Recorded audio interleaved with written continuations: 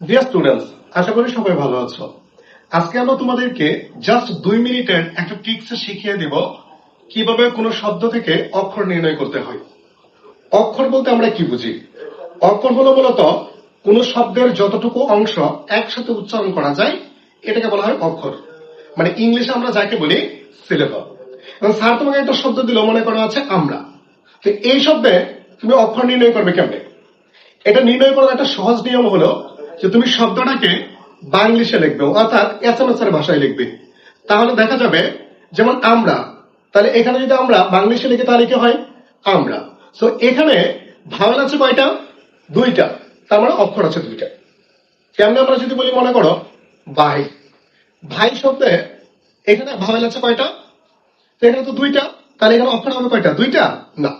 যদি পাশাপাশি দুইটা ভাওয়েল থাকে তাহলে কাউন্ট হবে একটা। তার মানে ভাই শব্দে অক্ষর আছে একটা। তেমন আমরা যদি বলি জল, জল শব্দে ভাওয়েল আছে কয়টা? একটা। তার মানে অক্ষর আছে কয়টা? একটা। পরীক্ষা আসছিল বিশ্ববিদ্যালয়, এই শব্দটি তো অক্ষর আছে কয়টি? তো বিশ্ববিদ্যালয় শব্দটি যখন আমরা লিখি তখন এটা আমরা ইংলিশে লিখি কিভাবে হয়? ইয়েস। এখন দেখো তো এখানে ভাওয়েল আছে কয়টা? ইয়েস, পাঁচটা। তো এখানে অক্ষর আছে কয়টা? পাঁচটা। তার মানে যে কোনো শব্দের অক্ষর নির্ণয় করার সহজ নিয়ম হলো তুমি শব্দটাকে বাংলিশে লিখবা, দেন সেখানে যে কয়টা ভাওয়েল পাবা সেখানে অক্ষর হবে। তবে পাশাপাশি দুইটা ভাওয়েল থাকলে কাউন্ট হবে একটা। Thank you.